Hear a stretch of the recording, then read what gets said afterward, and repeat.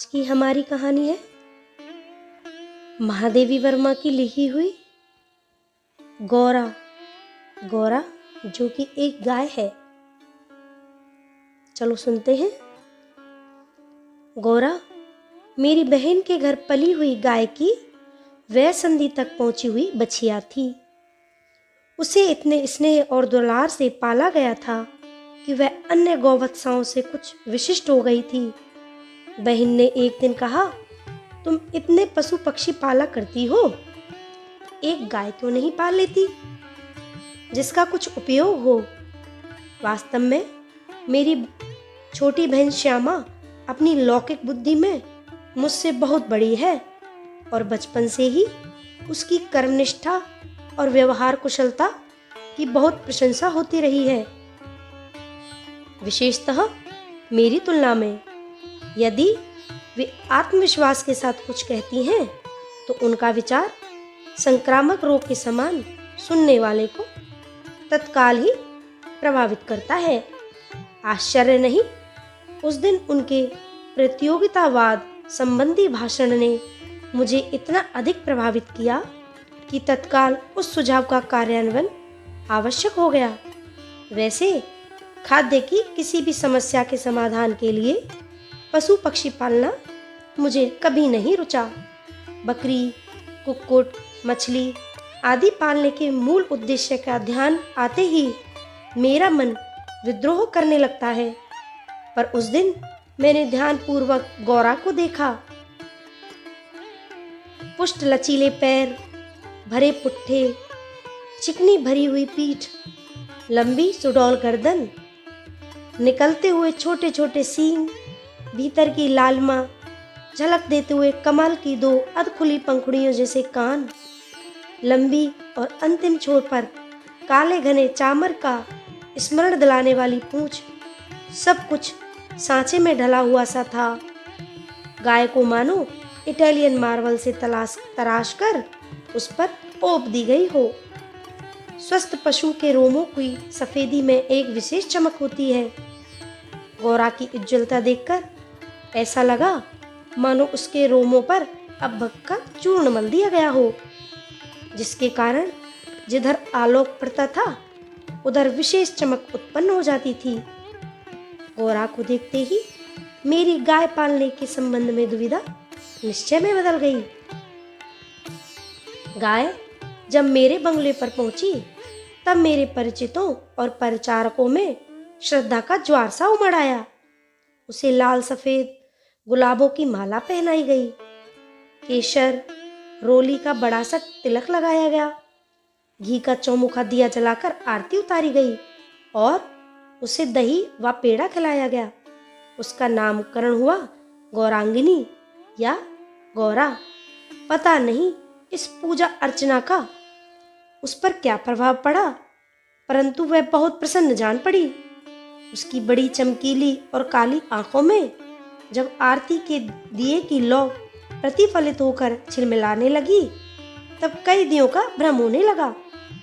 जान पड़ा जैसे रात में काली दिखने वाली लहर पर किसी ने कई दिए प्रवाहित कर दिए हों। गौरा वास्तव में बहुत प्रियदर्शनी थी। विशेषतः उसकी काली बिल्लोरी आंखों का तरल सौंदर्य तो दृष्टि को बांधकर स्थिर कर देता था। चौड़े उज्जवल माथे और लंबे तथा सांचे में ढले हुए से मुख पर आंखें बर्फ में नीचे जल के कुंडों के समान लगती थीं। उनमें से एक अनोखा विश्वास का भाव रहता था। गाय के नेत्रों में हिरण के नेत्रों जैसा चकित विस्मय ना होकर एक आत्मीय विश्वास ही रहता है। उस पशु को मनुष्य से यातना ही नहीं निर्मम मृत्यु तक प्राप्त होती है, परंतु उसकी आंखों के विश्वास का स्थान न विस्मय ले पाता है न आतंक। महात्मा गांधी ने गाय करुणा की कविता है क्यों कहा, यह उसकी आंखें देखकर ही समझ में आ सकता है।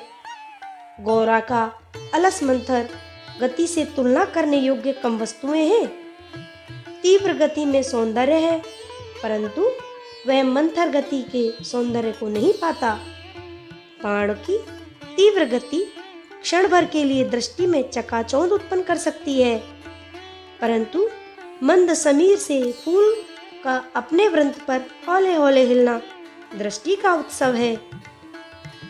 कुछ ही दिनों में यह सबसे इतनी हिलमिल गई कि अन्य पशु पक्षी उसकी लघुता और उसकी विशालता का अंतर भूल गए।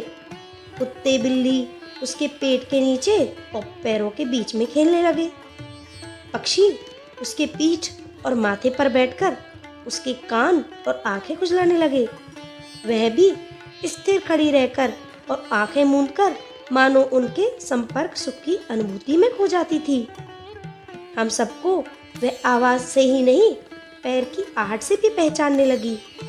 समय का इतना अधिक बोध हो गया कि मोटर के फाटक में प्रवेश करते ही वह बां बां की ध्वनि से हमें पुकारने लगती। चाय, नाश्ता तथा भोजन के समय से भी वह इतनी परिचित थी कि थोड़ी देर कुछ पाने की प्रतीक्षा करने के उपरांत रमा नवा कर घर सिर पर उठा लेती थी। उसका हमसे साहचर्य जनित लगाव मानवीय स्नेह के समान ही निकटता चाहता था। निकट जाने पर वह सहलाने के लिए गर्दन बढ़ा देती, हाथ फेरने पर अपना मुंह आश्वस्त भाव से कंधे पर रखकर आंखें मूंद लेती। जब उससे दूर जाने लगते तब गर्दन घुमा घुमा कर देखती रहती। आवश्यकता के लिए तो उसके पास एक ही ध्वनि थी, परंतु उल्लास, दुख, उदासीनता, आकुलता आदि की अनेक छवियां उसकी बड़ी और काली आंखों में तैरा करती थीं। 1 वर्ष के उपरांत गौरा एक पुष्ट सुंदर वत्स की माता बनी। वत्स अपने लाल रंग के कारण गेरू का पुतले जैसे जान पड़ता था। उसके माथे पर पान के आकार का श्वेत तिलक और चारों पैरों में खुरों के ऊपर सफेद बलय ऐसे लगते थे मानो गेरू की मूर्ति वत्स मूर्ति को चांदी के आभूषणों से अलंकृत कर दिया गया हो। बछड़े का नाम रखा गया लाल मणि, परंतु उसे सब लालू के संबोधन से पुकारने लगे। माता पुत्र दोनों निकट रहने पर हिमराशि और जलते अंगारे का स्मरण कराते थे। अब हमारे घर में मानो दुग्ध महोत्सव आरंभ हुआ। गौरा प्रातः 12:30 सेर के लगभग दूध देती थी, अतः लाल मणि के लिए कई सेर दूध छोड़ने पर भी इतना अधिक शेष रहता था कि आसपास के बाल गोपाल से लेकर कुत्ते बिल्ली तक सब पर मानो दूधो नाव का आशीर्वाद फलित होने लगा। कुत्ते बिल्लियों ने तो एक अद्भुत दृश्य उपस्थित कर दिया। दुग्ध दोहन के समय वे सब गौरा के सामने एक पंक्ति में बैठ जाते थे और महादेव उनके आगे उनके खाने के लिए निश्चित बर्तन रख देता। किसी विशेष आयोजन पर आमंत्रित अतिथियों के समान वे परम शिष्टता का परिचय देते हुए प्रतीक्षा करते रहते।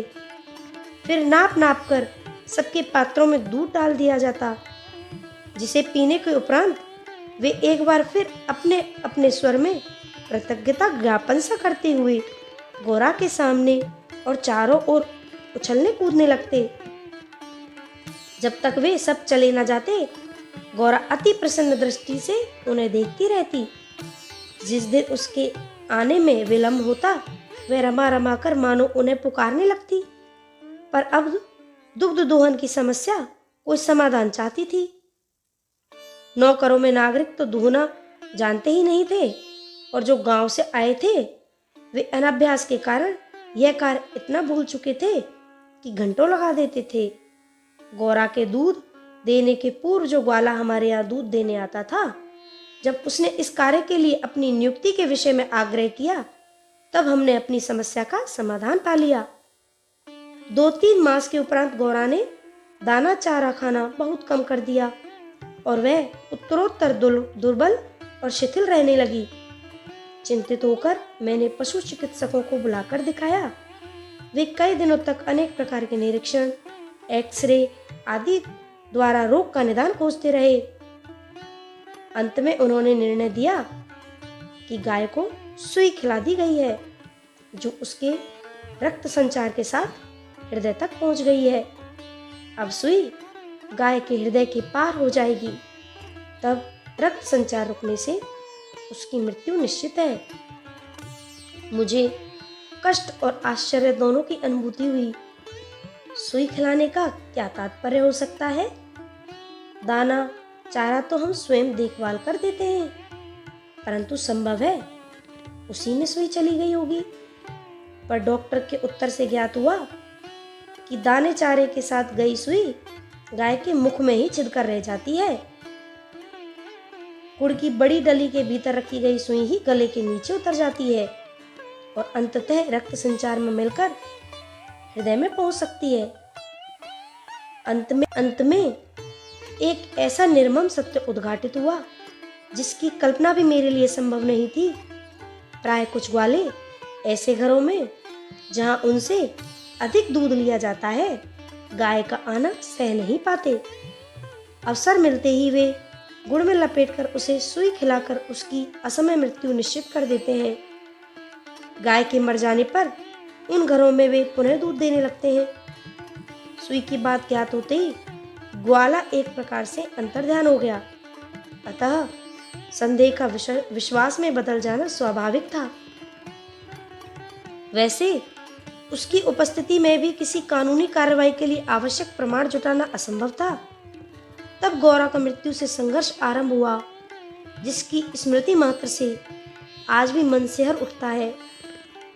डॉक्टरों ने कहा गाय को सेब का रस पिलाया जाए तो सुई पर कैल्शियम जम जाने से और उसके ना चुभने की संभावना है। अतः नित्य कई सेर सेब और उसका रस निकाला जाता और नली से गौरा को पिलाया जाता। शक्ति के लिए इंजेक्शन पर इंजेक्शन दिए जाते। पशुओं के लिए इंजेक्शन के लिए सूजे के समान बहुत लंबी मोटी सिरिंज तथा बड़ी बोतल भर दवा की आवश्यकता होती है। अतः वह इंजेक्शन भी अपने आप में शल्य क्रिया जैसा यातनाप्रद होता है। और गौरा अत्यंत शांति से बाहर और भीतर दोनों ओर की चुभन और पीड़ा सहती थी। केवल कभी कभी उसकी सुंदर पर उदास आंखों के कोनों में पानी की 2 बूंदें झलकने लगती थीं।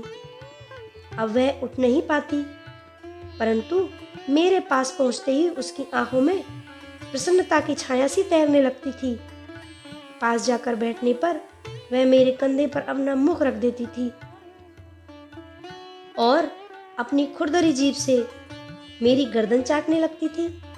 लालमणि बेचारा तो माँ की व्याधि और आसन्न मृत्यु तक का बोध और भान भी नहीं रखता था। उसे दूसरी गाय का दूध पिलाया जाता था जो उसे रुचता नहीं था। वह तो अपनी माँ का दूध पीना और उससे खेलना चाहता था। अतः अवसर मिलते ही वह गौरा के पास पहुंचकर या अपना सिर मार मार कर उसे उठाना चाहता था या खेलने के लिए उसके चारों ओर उछल कूद कर परिक्रमा ही देता रहता। मैंने बहुत से जीव जंतु पाल रखे हैं, अतः उनमें से कुछ असमय विदा लेने के कारण ऐसी मर्मावस्था का मुझे स्मरण नहीं है।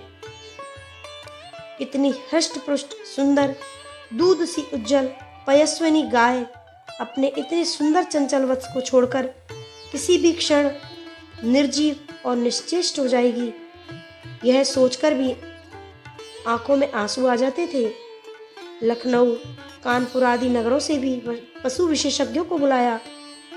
स्थानीय पशु चिकित्सक तो दिन में 2-3 बार आते रहे, परंतु किसी ने ऐसा उपचार नहीं बताया जिससे आशा की कोई किरण मिलती।